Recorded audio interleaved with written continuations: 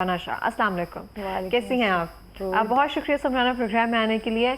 और सबसे पहले तो मैं पूछना चाहूँगी तिल की हकीकत क्या है फर्स्टली, और मेरे तो चेहरे पे तिल है, दाएं गाल पर अगर तिल हो तो उसका क्या सीन होता है? अच्छा, बेसिकली क्या है, इल्मे नजूम में जो है ना, ये चीज़ें बड़ी इम्पोर्टेंस रखती हैं। या फिर जिसे कहते हैं पर्सनैलिटी रीडिंग जो होती है, या जिसको हम कहते हैं पर्सनैलिटी रीडिंग या ब्रेन रीडिंग में भी ये चीज़ें काउंट होती हैं। हम इजीली इन चीज़ों से एटलीस्ट अगले बंदे की पर्सनैलिटी जो है वो बड़े अच्छे से हमें पता चल सकती है। सपोज़ जैसे आपने कहा कि गाल पे तिल होना या फेस पे या स्पेसिफिक जगहों पे तिल होते हैं, सीने पे तिल होना, तो वो एक अपनी इम्पोर्टेंस रखते हैं।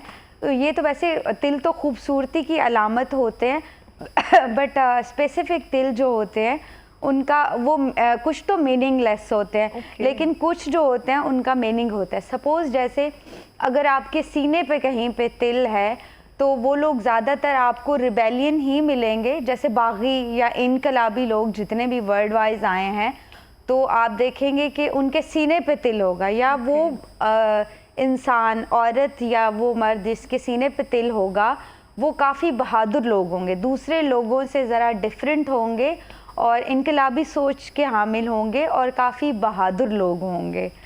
फिर हम एक और इम्पॉर्टेंट तिल की बात करते हैं, जैसे कि लिप्स पे तिल होता है, सम टाइम अपर लिप्स पे तिल होता है, या फिर सम टाइम इनर लिप्स पे तिल होता है।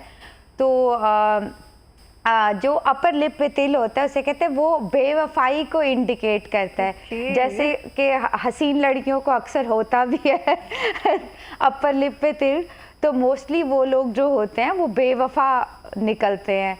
और अगर जो आपके अंडर लिप पे, नीचे वाले लिप पे तिल होता है, तो ऐसी वुमेन को या ऐसे इंसान को थोड़ा रिलायबल या वफादार हम लोग जो है वो काउंट करते हैं। बहुत से नाक पे तिल होते हैं, हम कहते हैं कि नक चढ़ा है, समथिंग इस तरह से बिल्कुल, ये बात बिल्कुल सही। अब जो कुछ तो चीज़ें जो है वो मिथ भी हैं, लोगों ने फैलाई हुई हैं या फिर क्रिएट की हुई हैं अपने से, बट कुछ चीज़ें जो हैं वो हकीकत भी होती हैं। जैसे अभी आपने बात की कि नाक पे तिल होना, तो मोस्टली क्या होता है, जो भी जिसकी नाक पे तिल होगा वो बंदा इगोइस्टिक होगा और मगरूर जो है वो लाजमी होगा।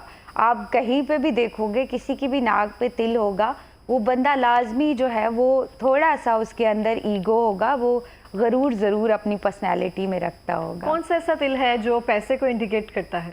अच्छा जी, जैसे कि अगर आपके हाथ में, हथेली में वीनस पे तिल है, ये जगह है यहाँ पे, या जो हथेली में बंद हो जाता है तिल, दोनों हाथ अपना देखें, उसमें अगर तिल है और वो आपकी हथेली के अंदर आता है, बाहर नहीं अंदर आता है, तो उसको हम बड़ा जो है वो लकी मानते हैं। और बहुत रेयर होता होगा फिर ये ना? ज़्यादातर नहीं होता, ये रेयर लोगों के हाथ में पाया जाता है। सपोज बड़ी बड़ी हमारी जो एक कोड करूँगी, आई थिंक शाहरुख खान के हाथ में पर्सनैलिटी है बॉलीवुड की, तो उनके हाथ में जो है वो वीनस पे तिल है।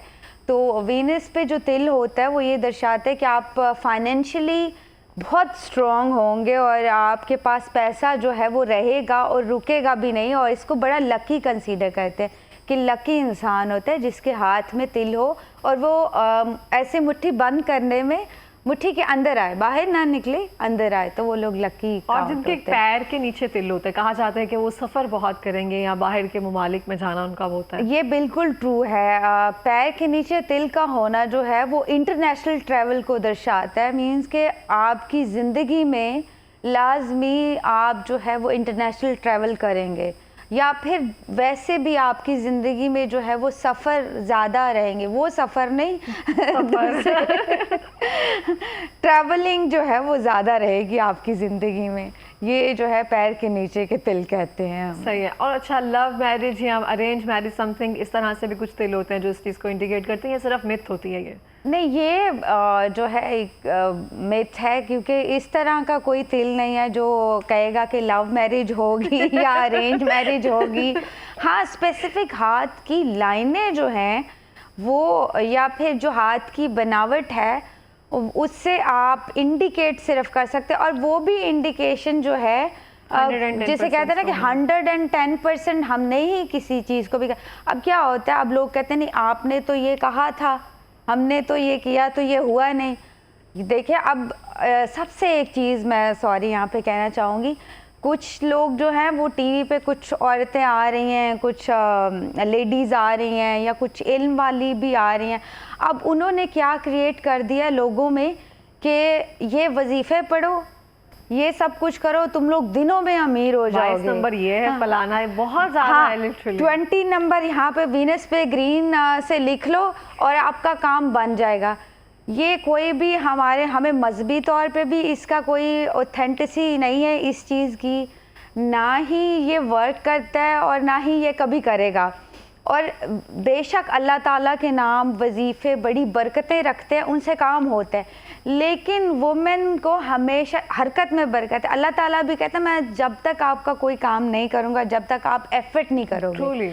आप बेशक आप लेडीज़ को घर पे अचार भी बेच रही हैं ना, वुमेन शुड बी इंडिपेंडेंट।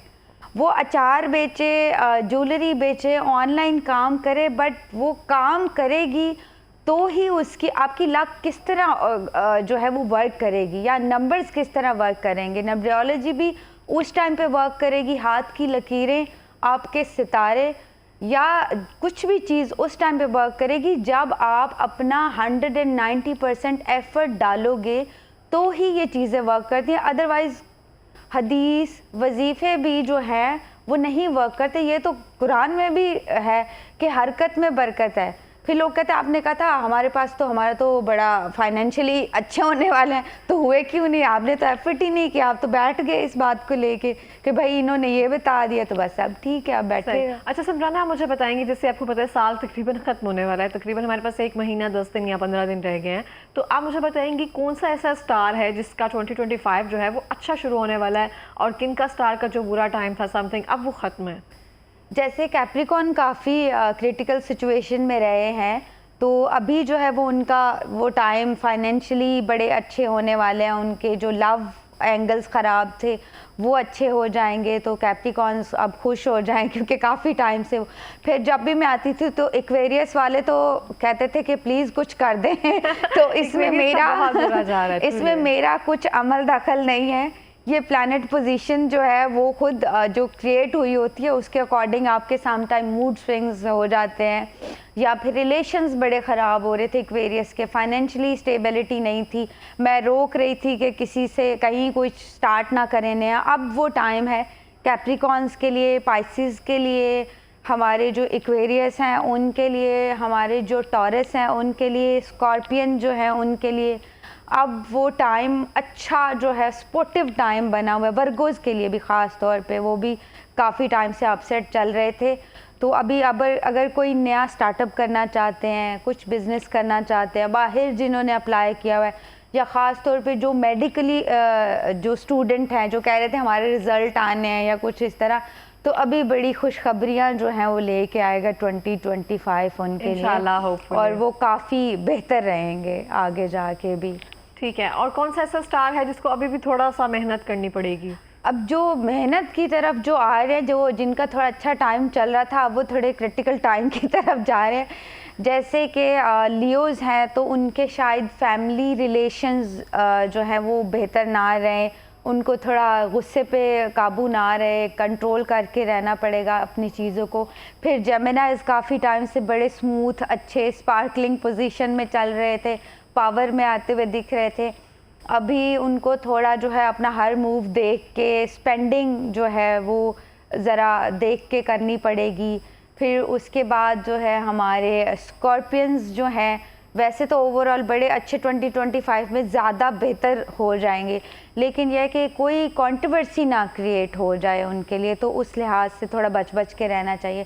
फिर कैंसेरियन और सेजिटेरियस, ये दो जो थे वो पहले भी लो चल रहे थे, और ये अब आगे जाके भी प्रैक्टिकल इन्वॉल्वमेंट जो है वो बहुत कम दिखती है। मूड्स जैसे कोई है ना कि काम करने का मूड ही नहीं है, तो वो वाला इनका लगता है, तो ये सदका दे दें अपना। सपोज़ कोई चोट शायद या एक्सीडेंटल पोजीशन कुछ इस तरह की बन सकती है, तो उस सिलसिले में अपना अगर किसी गरीब को जो है वो गोश्त लेके ख़रीद के दे दें तो शायद वो इस चीज़ से बच सकते हैं, तो उनको ज़्यादा केयरफुल रहना पड़ेगा इस टाइम। अच्छा समराना, हम जैसे अभी आप जिक्र कर रही थी कि कुछ ख़वातीन हैं जो आकर कह रही हैं और वो हमारे एल्गोरिदम है ना, हम जो देखते हैं बार बार वही चीज़ें आती हैं कि 22 नंबर 23 नंबर हाथ में बंद कर लो, इसको मना लो, फलां कर लो। अब बहुत सारे लोग इस तरह से भी है, ये कलर का आप पहन कर चले जाओ या इस तरह से कर लो, काम हो जाता है, फलां हो जाता है। इस बात में कितनी हकीकत और सच्चाई है? जैसे कलर्स, तो ऑब्वियसली कलर्स का ना पूरा एक कलर साइकोलॉजी जिसको कहते हैं वो है, हम जरूर तो ये हाँ, ये बहुत ही एक लॉन्ग टॉपिक है। और जैसे सपोज आपके कुछ लकी कलर्स होते हैं। अच्छा, आपने नोटिस किया होगा कुछ सेलिब्रिटीज़ भी हैं जो अपने जब उनका कुछ इवेंट होता है ना, कुछ अवार्ड शो है वो, तो वो एक ही कलर के कपड़े पहन के जाते हैं। या तो वो वाइट पहनेंगे या तो वो फिर जो है वो स्किन पहनेंगे या फिर येलो। हाँ, तो क्या होता है, ये बहुत आपकी पर्सनैलिटी पे इम्पेक्ट डालते हैं और आपके काम भी सम टाइम वो आपको कलर्स जो है वो एनर्जी प्रोवाइड करते हैं कि आपके थोड़े काम बन सकते हैं। जैसा कि कौन सा ऐसा कलर है जिसको हम वेयर करके जाएं और थोड़ा सा आसानी हो? जैसे सपोज अभी वाइट कलर जो है, वाइट कलर बहुत पीस का कलर है, जिसको हम कहते हैं पीस का कलर है, अमन का कलर है। अगर आप किसी मीटिंग में भी जाओगे तो आप वाइट स्किन या बेज टोन के जो कलर्स पहन के जाओगे तो एक तो आपकी पर्सनैलिटी बहुत अच्छी लगती है, दूसरा आपका दूसरे बंदे पे इम्पेक्ट भी वही जाएगा कि बंदा बहुत एक तो रिस्पॉन्सिबल, ग्रेसफुल लगता है और दूसरे पे जो हमारा इम्पैक्ट है ना वो ऑटोमेटिकली हमारा ऑरा बहुत जो है वो मजबूत लगता है वाइट कलर पहनने वाइट कलर से। मतलब इंटरव्यू वगैरह या ऐसी चीजों के लिए एग्जैक्टली, जा रहे हैं स्किन टोन, बेज टोन और वाइट टोन्स जो हैं वो बहुत अच्छी होती हैं, इसलिए। ठीक हो गया। थैंक यू सो मच समराना प्रोग्राम में आने के लिए। और इसी के साथ मैं